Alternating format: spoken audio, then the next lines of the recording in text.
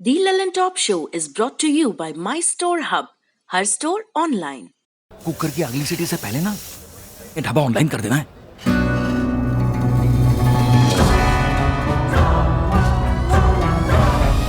हम हो गए ऑनलाइन। आ गया है माई स्टोर ऐप। ये किसी भी स्टोर को ऑनलाइन करे सिर्फ 15 सेकंड में। माई स्टोर, अब हर स्टोर ऑनलाइन।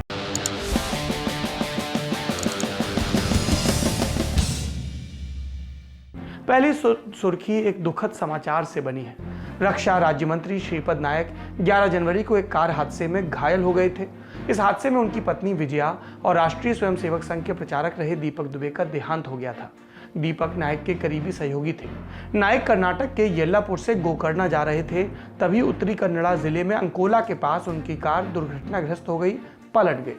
नायक उत्तरी गोवा से सांसद हैं। शुरुआती इलाज के बाद उन्हें गोवा मेडिकल कॉलेज और अस्पताल लाया गया।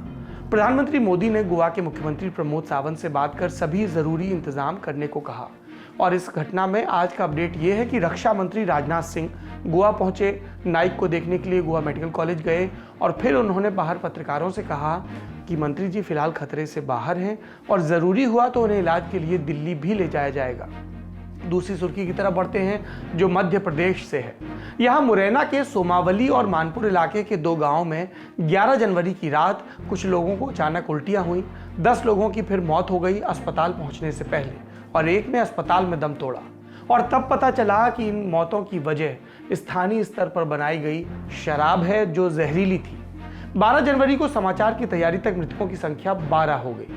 प्रथम दृष्टया मामला जहरीली शराब का बताया जा रहा है और कई लोगों का इलाज अभी मुरैना और ग्वालियर के अस्पतालों में चल रहा है। इसमें एक विवाद भी हुआ। मृतकों के परिजन जब देह लेने के लिए पहुंचे तो हंगामा हो गया। परिजन शव को ट्रैक्टरों पर ले जाना चाहते थे। प्रशासन कह रहा था कि एम्बुलेंस में शव लेकर जाइए, और ऐसे में गुस्साए परिजनों ने श्रीनगर से कन्याकुमारी को जोड़ने वाले राष्ट्रीय राजमार्ग 44 को 1 घंटे तक जाम रखा। चंबल संभाग के एन मुख्यालय में 12 लोगों की मौत के बाद प्रशासन हरकत में भी आया। पुलिस दरोगा से लेकर आबकारी विभाग तक में अधिकारियों को निलंबित कर दिया गया। 7 लोगों को आरोपी बनाया गया। बयान भी आया राज्य के गृह मंत्री नरोत्तम मिश्रा का कि अपराधी छोटे हों या बड़े बख्शे नहीं जाएंगे। पर सवाल ये पूछा जाना चाहिए कि ये अपराधी जब पनप रहे थे तब सरकारें क्या कर रही थी।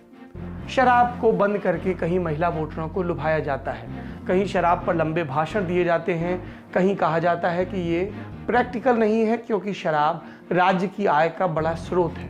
मध्य प्रदेश में शराब पर पाबंदी नहीं है, यानी कि राज्य को आय हो रही है। ऐसे में ये सरकार की जिम्मेदारी बनती है कि वो सिर्फ रॉयल्टी और लाइसेंस फीस वसूलने में व्यस्त ना रहें। आबकारी अधिकारी किस तरह से अवैध शराब का धंधा चलने देते हैं, ये ओपन सीक्रेट जैसा है। ऐसे में सरकारों से सवाल तो बनता है। तीसरी सुर्खी सेना अध्यक्ष जनरल MM नरवणे से बनी। वो आज सेना की सालाना प्रेस कॉन्फ्रेंस को संबोधित कर रहे थे। ये एक इंपॉर्टेंट इवेंट होती है सामरिक दृष्टि से। जनरल नरवणे ने कहा कि चीन और पाकिस्तान के बीच सैन्य और असैन्य सहयोग लगातार बढ़ रहा है। ये भारत के लिए खतरा बन सकता है और इस बात से इनकार नहीं किया जा सकता कि ये भारत के खिलाफ एक दूसरे का साथ देंगे।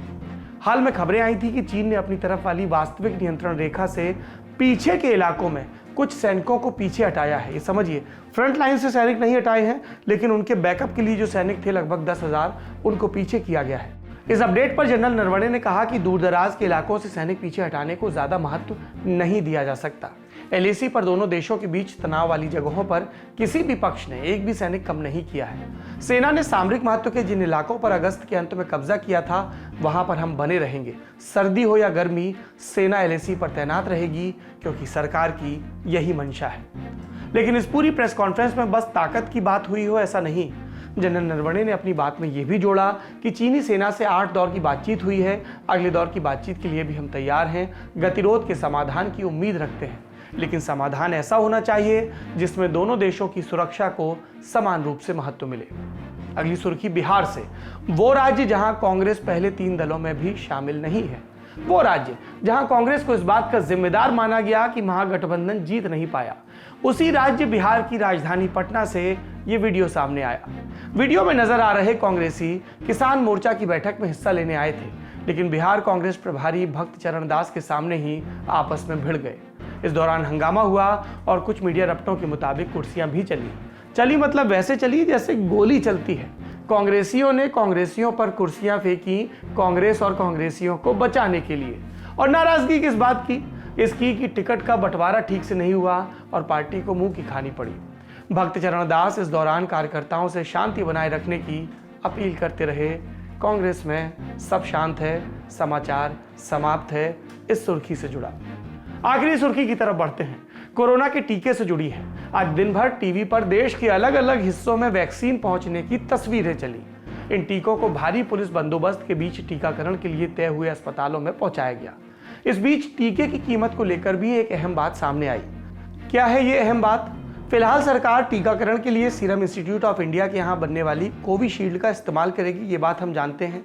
और ये भी जानते हैं कि ये टीका ब्रिटेन की ऑक्सफोर्ड यूनिवर्सिटी ने एस्ट्राजेनेका के साथ मिलकर बनाया है। ऐसे में सवाल ये पूछा जा रहा था कि ये टीका किस भाव पर मिलेगा। आज सीरम इंस्टीट्यूट के आधार पूनावाला ने कहा कि कंपनी पहले 10 करोड़ डोज केंद्र सरकार को 200 रुपए के प्रति डोज के हिसाब से देगी। इसके बाद कंपनी टीके को 1000 रुपए डोज के भाव पर बाजार में उतारेगी। इसलिए अब हमें टीके की कीमत पता चल गई है सरकार के स्तर पर और बाजार के। लेकिन लल्लन टॉप अपनी तरफ से दर्शकों से एक अपील करना चाहता है, टीके के लिए मारामारी में ना पड़े, अपनी बारी का इंतजार करें। आप संयम दिखाएंगे तभी उस तरह की विभत्स कालाबाजारी से बचा जा सकेगा जैसी हमने कोरोना काल की शुरुआत में देखी थी। एक अपील और, कई लोग बड़ी टनक के साथ कहते हैं हम तो टीका नहीं लगवाएंगे। अगर आप ऐसा करेंगे यानी टीका नहीं लगवाएंगे तो न सिर्फ आप अपनी बल्कि अपने प्रियजनों, परिजनों और दोस्तों की सुरक्षा के लिए भी खतरा बनेंगे। इसलिए खुद से मेडिकल प्रैक्टिशनर मत बनिए, डॉक्टरों की और वायरस के एक्सपर्ट्स की सलाह पर ध्यान दीजिए। घुटना, कंधा या कमर, चाहे जैसा हो दर्द, डॉक्टर ऑर्थो आपको देता है दर्द से पूरी आजादी, एक भरपूर जिंदगी।